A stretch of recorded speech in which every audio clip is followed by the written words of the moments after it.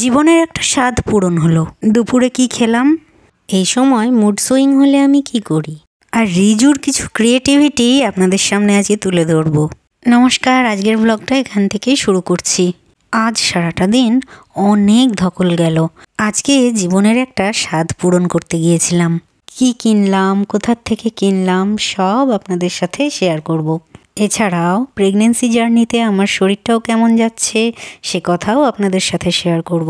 সকাল সকাল ঘুম থেকে ওঠার সাথে সাথেই হাজব্যান্ড ফোন করে বলল তাড়াতাড়ি সব কাজকর্ম করে ইলেকট্রনিক্সের দোকানে চলে যেতে, সেখানে জিনিসটা পছন্দ করে বুকিং করে আসতে। তো আমি আর রিজু বেরিয়ে পড়েছি। রানাঘাটের একটি ইলেকট্রনিক্সের দোকানে এখন যাব।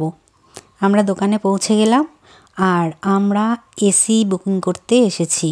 অনেক রকম এসি দেখলাম, তার মধ্যে প্যানাসোনিকের 5 স্টার একটা এসি পছন্দ হলো। আমাদের ঘর অনুযায়ী এই এসিটা একদম ঠিক আছে। এখন এই বিলিং কাউন্টারে ওয়েট করছি। রিজু আর আমি বিল পেমেন্ট করা হয়ে গেলে সন্ধেবেলা ডেলিভারি পেয়ে যাব। আর যে জিনিসটা খুব ভালো লাগলো সেটা হলো এই ফ্রিজগুলো, কিন্তু এগুলো আয়তনে অনেক বড়। আমাদের বাড়িতে এত বড় ফ্রিজের কোনো প্রয়োজনীয়তা নেই।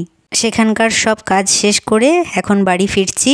দুপুরে আজকে পোলাও আর আলুর দম করেছিলাম। এবার রিজুর ক্লিক করা কিছু সুন্দর সুন্দর ছবি দেখে নিই। ক্রিকেট খেলার পাশাপাশি ফটোগ্রাফিরও শখ আছে ওর।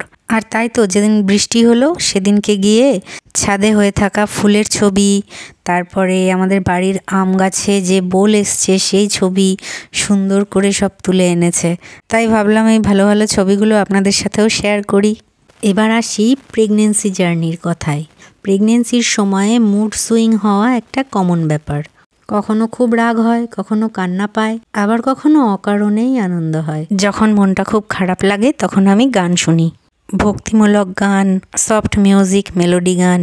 যেসব গানে খুব সফট মিউজিক সেই সব গান শুনলে গর্ভস্থ শিশুরও ভালো লাগে আর মনটাও ভালো হয়ে যায়। ভগবানের কথা স্মরণ করতে করতে আজকের ভিডিওটা এখানেই শেষ করলাম। ভালো থাকুন সকলে, ধন্যবাদ।